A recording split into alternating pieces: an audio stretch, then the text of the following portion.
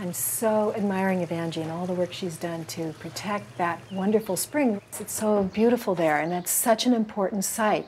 It's not only, as I'm sure she told you, it's not only a sacred site because of the indigenous village that was there for thousands and thousands and thousands of years, but in terms of the whole history of Southern California, in terms of the physical history, the history of the land, which is of course woven, in fact, inseparable from the mythological or spiritual history as the indigenous people understand the land and the importance of the earth. That spring represents all those facets of what it means to be a human being on this planet.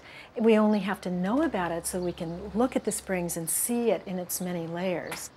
I've heard a story about how these springs came about and the naming and the founding of Santa Monica. What can you tell us about that? Well, it was late August, 1769, and up from Mexico came the first overland expedition. Portolo was the head of the expedition, and along with him were Father Serra and the historian of the outfit, Father Crespi. And they came up from Mexico, deciding it was time to move up from Mexico and take a look at Alta California, what they called Alta California. They were in Baja California, Lower California. They were guided by Native Americans, and there were trade trails all over the Southwest. These were not roadless. This was not an uncivilized, roadless area.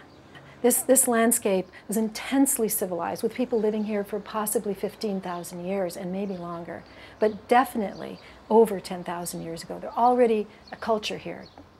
In any event, this was these Indian guides, because they knew one another through their trade routes and these well-established trails. For example, Wilshire Boulevard was an Indian trail from this village that you visited at University High School Springs. There's another village in Santa Monica Canyon, and that was the road to the village in downtown Los Angeles. In any event, they camped either not necessarily right on the spot where the springs are located, which I'm sure you visited, but in that area. And that was late August 1769, and it happened to be the birthday of Santa Monica, the mother of St. Augustine. And so the Franciscans, as they were renaming everything in their own image, as they moved up the coast of California, they spread their arms toward the beach and said, "We name this land Santa Monica." It always amazes me when I go by that cement plant, because from my research I've discovered what that cement really is. Because, you know, this was for millions and millions and millions of years either coastal area of North America, and, you know, finally as the land got transferred, it was the seashore of the land that we see, like the water was lapping up against the shore, against the San Gabriel Mountains, or the ocean went all the way to Newhall, things like that, but slowly receded. But so this has been underwater for millions and millions and millions of years.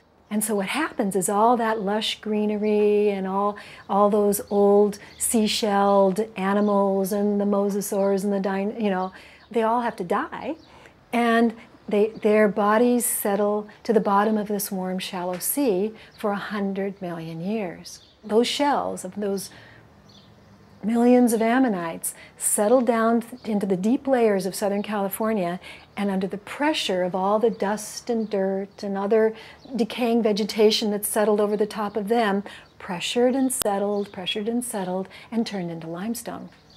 And now it's mined. That layer of limestone, the shells of the old ammonites, is the main ingredient of cement, which they mix at that plant in Santa Monica into this material, the limestone and the other ingredients of cement, and now they make the shells that we live in.